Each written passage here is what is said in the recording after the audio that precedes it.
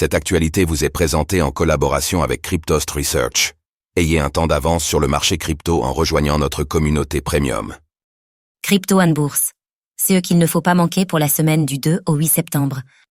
C'est déjà septembre et l'écosystème crypto et boursier se réveille d'un été pas si paisible. Cette semaine, les projets crypto font leur rentrée. Quelques mises à jour sont à surveiller, ainsi que des tokens unlock. Quelles sont alors les dates à ne pas manquer dans les prochains jours ?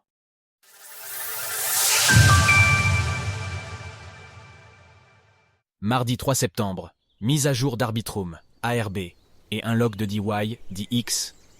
Ce mardi, le layer 2 Arbitrum va procéder à une mise à jour d'ampleur baptisée Stylus. Celle-ci permettra aux développeurs d'écrire des smart contracts en utilisant une gamme plus variée de langages de programmation, dont Rust, C ainsi que C++. De facto, cela ouvre donc l'écosystème à une gamme plus large de développeurs. Toujours dans le secteur des crypto-monnaies, un unlock sera à attendre ce mardi pour le protocole de finance décentralisé, DeFi, DYDX. 1,5 million de tokens DYDX seront en effet libérés, soit 0,68% de l'approvisionnement. Cela correspond à une somme de 1,33 million de dollars au cours actuel. Mercredi 4 septembre, rebranding pour le Matic et unlock de WazirX. Ce mercredi, un changement notable va avoir lieu pour Polygon. Sa crypto-monnaie historique, le Matic, sera renommé en Pol. En plus de changer de nom, le Pol débloquera des fonctionnalités étendues à l'avenir. Polygon explique que les détenteurs de Matic sur la blockchain native en preuve d'enjeu n'auront rien à faire. Quant à ceux qui détiennent du Matic sur la version zkEVM de Polygon, sur Ethereum et sur les plateformes centralisées, ils pourraient avoir besoin de faire migrer leurs tokens. Du côté des unlocks, la plateforme d'échange indienne majeure WazirX va procéder à un largage ce même jour.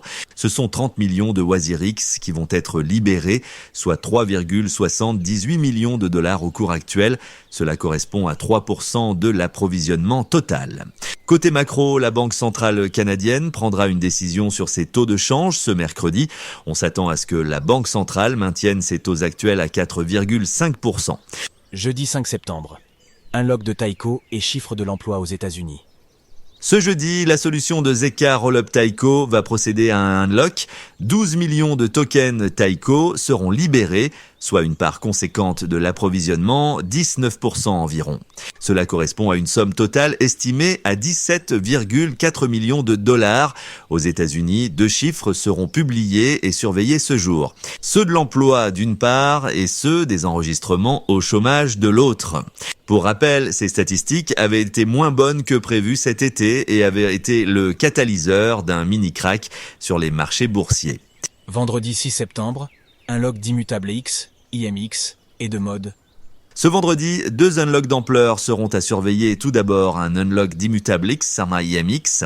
La société de jeux vidéo blockchain libérera 32,4 millions de tokens IMX pour une somme estimée à 40,5 millions de dollars au cours actuel.